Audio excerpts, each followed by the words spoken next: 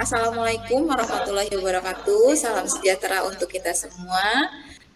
Teman-teman, baiklah di sini saya dari kelompok 10 akan memperkenalkan diri. Saya Fitri Sawalena dan teman saya Pak Fauzi. Di sini kami akan menjelaskan terkait logika imajinatif cerpen dan novel dalam pengajaran sastra. Materi yang pertama akan dibawakan oleh Pak Fauzi. Kepada Pak Fauzi, saya persilahkan. Baik, terima kasih Ibu Fitri Sawalena, rekan-rekan mahasiswa pasca sarjana TKIP jurusan Pendidikan Bahasa Indonesia dan juga Bapak dosen pengampu mata kuliah teori dan apresiasi sastra, Bapak Dr. Andri Wicaksono, mohon izin untuk memulai sajian presentasi yang berjudul Logika Imajinatif Cerpen dan Novel dalam Pengajaran Sastra. Saya akan mulai dengan memaparkan apa yang dimaksud dengan karya sastra terlebih dahulu sebelum kita bicara tentang logika imajinatif karya sastra, prosa, fiksi. Ya, karya sastra itu merupakan seni yang menggunakan bahasa sebagai media.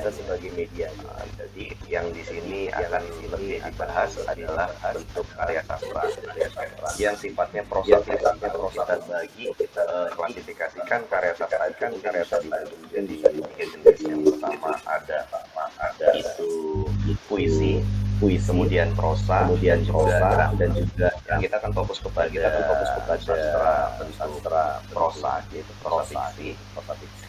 Bahwa karya sastra itu merupakan cerminan dari manusia.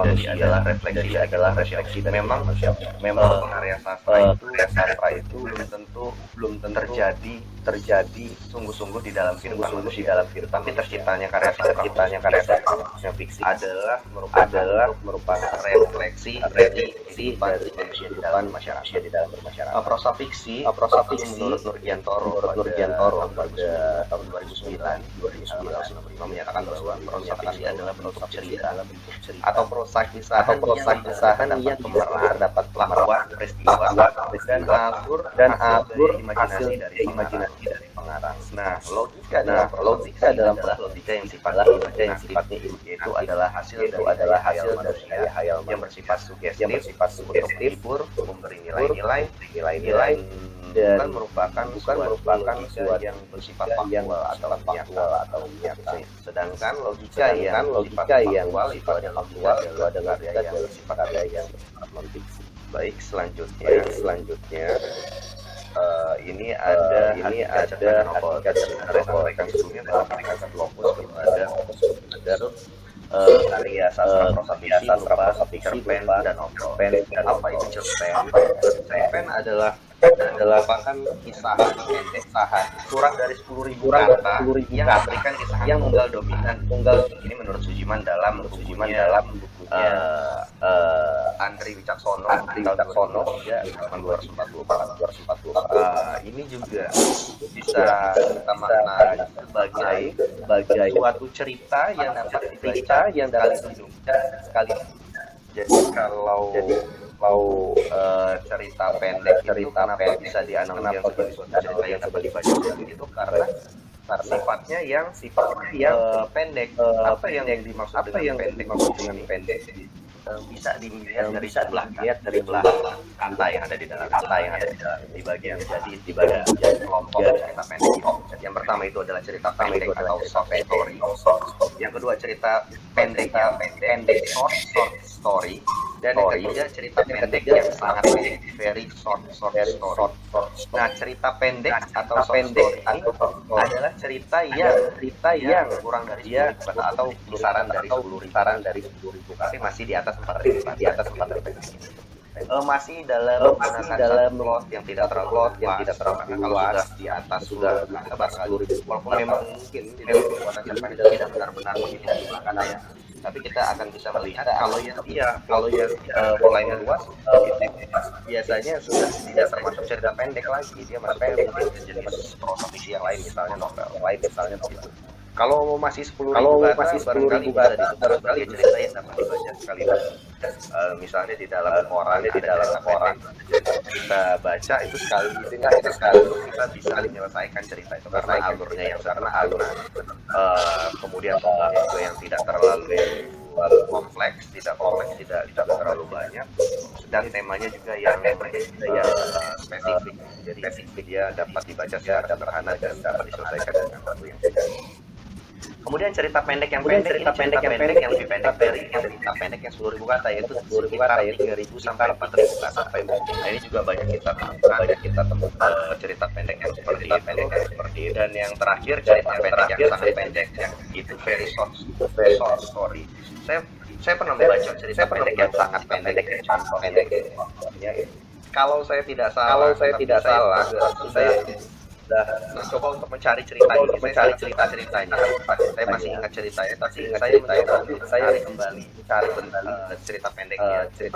Saya coba cari di internet, cerita pendek. Cerita pendek sekali. Jadi cerita pendek ini pendek sekali. Itu sepertinya masuk kategori cerita pendek yang sangat pendek atau very short story yang hanya kisaran sekitar 700 sampai 100 kata sampai dengan 1.000 atau 2.000 kata. Itu adalah cerita pendek, dan ini adalah ciri-ciri dari cerita pendek. Coba saya paparkan. Yang pertama itu plotnya artinya hanya ada satu alur yang ingin dicapai, mulai dari secara kronologis, mulai dari awal dari orientasinya, nanti bertemu konflik yang diselesaikan. Kemudian konflik dan klimaks yang tunggal, seperti yang saya sampaikan tadi, alurnya tunggal, konfliknya juga ceritanya tidak melebar kemana-mana, hanya bicara mengenai masalah satu konflik yang diselesaikan gitu. Kemudian dapat dibaca yang sudah saya paparkan tadi. Dan yang ketiga berisi satu tema. Plotnya tunggal, konflik dan klimaks, maka sangat memungkinkan atau ini juga berisi satu tema. Cerpen itu sekali lagi saya ulang, plotnya tunggal, konflik dan klimaks tunggal, dapat dibaca sekali duduk, dan ia berisi satu tema. Ini berbeda dengan yang jadi belum bicara tentang perbandingan, saya hanya menjelaskan hakikat. Nanti perbandingan disampaikan oleh saya Ibu Lena. Berikutnya saya akan bicara soal novel. Apa itu? Novel ini mungkin ada salah satu proses yang bisa dibilang paling populer di dunia, novel yang populer yang mendunia, seperti misalnya cerita Harry Potter, kemudian cerita lainnya. Kenapa novel sifatnya bisa sampai dengan dunia? Kenapa lebih disukai? Kenapa banyak beredar? Itu terjadi lantaran daya luas di masyarakat dan lebih bisa ekspresif menyampaikan hasil imajinasi dari pengarang atau juga lebih bisa merepresentasikan kehidupan manusia. Novel itu secara pengertian novel merupakan prosarkaan yang panjang yang pokoknya mengenai peristiwa dan latar dan harapan susun. Jadi merupakan prosarkaan fiksi yang panjang yang melakukan tokoh-tokoh yang menunjukkan secara kaya peristiwa, secara Lalu secara umum memiliki ciri-ciri antara lain saya sampaikan. Yang pertama adalah menceritakan sebagian kehidupan yang luar biasa. Jadi tidak seluruh kehidupan yang disampaikan, hanya sebagian kehidupan dari tokoh atau dari pandang. Tapi yang bagian luar biasanya sebagian kehidupan ini sudah sangat banyak. Kemudian terjadinya konflik ini perubahan nasib. Kalau biasanya konflik sampai dengan menimbulkan perubahan nasib. Kemudian terdapat alur dan jalan cerita. Jalan cerita satu alur saja, tapi ada bisa bercabang karena dia kompleks. Misalnya di novel Laskar Pelangi misalnya Rata yang bercerita dengan latar belakang kehidupan anak-anak di pedalaman yang sedang berjuang di dalam pendidikan. Kalau kita lihat konflik yang terjadi adalah misalnya konflik tentang bagaimana sekolah atau jangan sekolah ya tokoh utamanya bagaimana Lintang perjuangan dia bisa sekolah tidak menggapai cita-cita. Namun di situ juga terdapat konflik lainnya. Misalnya konflik di mana ternyata dalam proses dia berdasarkan sekolahnya dia bisa sekolah di luar dari itu sekolahnya sendiri jadi konflik dengan adanya dia anggaran sekolah untuk dapat menjalankan operasional sekolah, kemudian sekolahnya mau ditinggal oleh yang kompeten di situ, hingga kepala sekolahnya ada konflik yang terjadi di luar konfliknya si Lintang. Terus ada juga konflik lainnya. Konfliknya kemudian terdapat beberapa peristiwa dapat mempengaruhi jalannya. Misalnya tadi ada kepala sekolah yang menikah, itu kan peristiwa yang terjadi di jalan atau novel. Kemudian perwatakan itu dilukiskan secara mendalam dan sangat detail. Bagaimana penggambaran deskripsi dari setiap tokoh dan penokohan yang ada di dalam novel. Baik dari saya akan dari cerita pendek dan novel pendeknya akan dipaparkan oleh rekan saya Fitri. Oke, terima kasih pada Pak Fauzi atas pemaparannya. Baiklah, di sini saya akan melanjutkan selanjutnya, yaitu terkait perbandingan. Ya, perbandingan antara cerpen dan novel. Di sini ada terdapat unsurnya. Kalau cerpen itu sederhana, dari alurnya dia sederhana, sedangkan kalau novel itu dia kompleks ya. Jadi dari alurnya saja bisa kita lihat kalau cerpen itu pasti dia yang sangat sederhana dan yang mudah kita pahami, dan sedangkan kalau novel itu dia lebih kompleks terkait alur-alur yang ada di dalam novel tersebut. Lalu di situ ada yang kedua unsurnya ada konflik. Kalau cerpen itu karena dia pendek jarang dia tidak mengubah nasib, sedangkan kalau novel bisa dalam ceritanya itu mengubah nasib di tokoh. Misalnya novel yang tadinya tokohnya itu misalnya dalam kehidupan yang miskin, tidak berkecukupan, dengan konflik yang dia lewati di kehidupannya sehingga dia menjadi berkuasa di daerahnya dan segala macamnya. Lalu unsur yang ketiga yaitu panjangnya cerita. Yang pastinya kalau cerpen ini menceritakan yang dianggap penting-pentingnya saja, dan sedang novel sebagian besar kehidupannya karakter tokoh disampaikan secara detail ya. Sedangkan penokohan itu karakter tokoh dalam cerpen itu tidak mendetail, tapi sedangkan dalam novel itu sangat mendetail baik tokoh utamanya ataupun tokoh-tokoh pendukungnya seperti itu. Oke, selanjutnya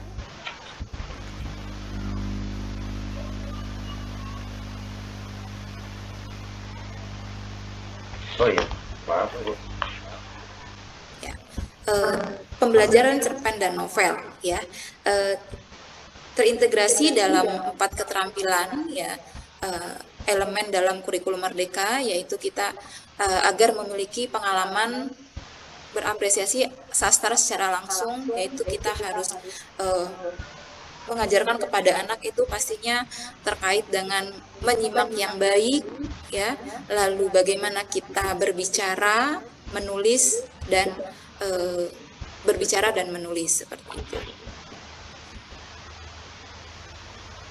Ya, pembelajaran cerpen dan novel ini, sintak pembelajaran sastra, kita di kelas perencanaan memilih bahan dan kebutuhan yang ada di kelas kita itu harus dipertimbangkan dan harus diapresiasi. Perencanaan yang baik, insya Allah hasilnya akan baik juga. Yang pertama itu membaca, kita bisa mengajak peserta didik kita untuk membaca sebuah cerpen ataupun mereka membawa novel yang mereka sukai agar mereka tertarik untuk membaca. Lalu bisa juga kita setelah siswa membaca novel yang mereka sukai, yang mereka bawa, kita bisa bertanya terkait cerita, lalu bagaimana kesulitannya, lalu apakah mereka memahami biasanya kalimat-kalimat yang ada di cerpen ataupun di novel yang mereka baca. Lalu kita bisa mengajak siswa mendemokan pembaca di cerita pendek ataupun di novelnya. Lalu teknik pembacaan cerita, bagaimana kita bisa menangkap kalimat per kalimat, lalu paragraf per paragraf, itu dijelaskan dengan teknik yang baik agar kita memahami novel itu secara cepat dan baik, bagaimana seperti itu. Lalu mendemokan cerita setelah mereka membaca novel, lalu kita mendiskusikannya, mana kesulitannya, kita boleh mengajak siswa untuk mereka menceritakan kembali isi dari sebuah buku novel yang sudah mereka baca dengan versinya mereka. Jadi kemampuan berbicaranya pun kita optimalkan di sini, murid-murid kita bagaimana mereka menceritakan ulang alur dari novel yang mereka baca. Lalu didiskusikan bersama teman-teman sejawatnya terkait kesan, perasaan yang ada di novel tersebut, emosionalnya, lalu unsur-unsur yang terdapat dalam sebuah novel atau cerpennya. Lalu jangan lupa setelah pembelajaran kita tentunya harus merefleksi, memberikan penguatan terhadap peserta didik kita, memberikan motivasi agar mereka khususnya untuk pembelajaran sastra, seperti yang kita ketahui Indonesia ini minat bacanya sangat minim. Bagaimana kita merangsang untuk siswa-siswa kita setidaknya mereka membaca, bagaimana membaca walaupun hal-hal yang pendek, tetapi mereka membacanya di buku. Tidak dengan zaman sekarang anak-anak lebih membacanya lewat handphone, status, seperti itu. Bagaimana kita merangsang anak-anak, menimbulkan motivasi mereka agar mereka setidaknya kalau membaca di buku, seperti itu. Oke, saya rasa cukup. Bagaimana Pak Fauzi, ada yang ingin ditambahkan? Iya, Ibu.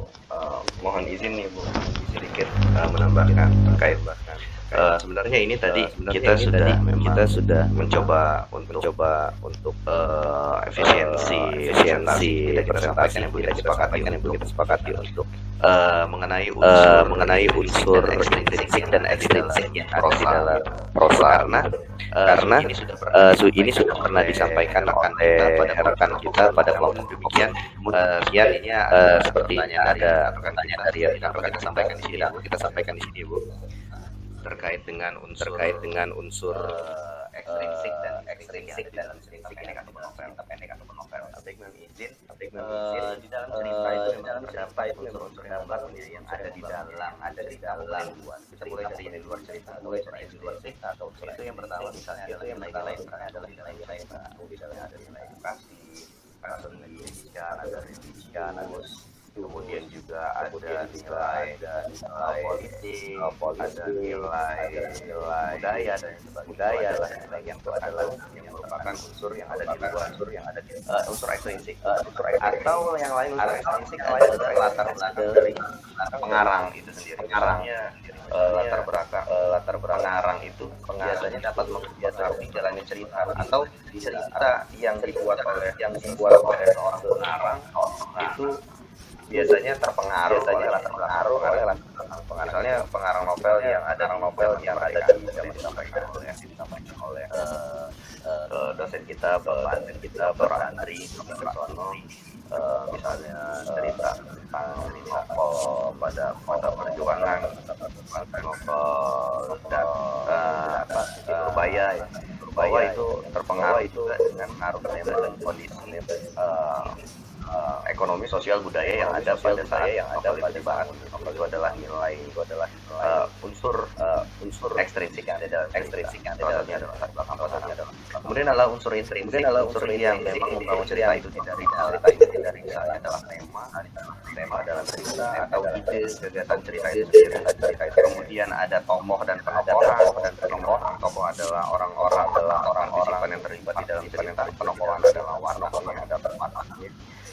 Kemudian ada alur tadi atau plot yang tadi bagi mungkin kalau diajarkan kepada siswa cara mudah kita bagi menjadi 3 macam: alur maju atau lurus ya, alur balik atau alur mundur dan juga campuran.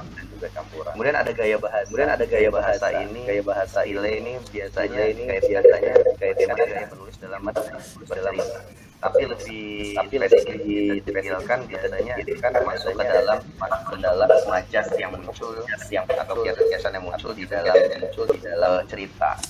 Kemudian gaya bahasa ini termasuk dari imajian cerita dan juga kata yang muncul atau diksi juga termasuk dalam gaya bahasa.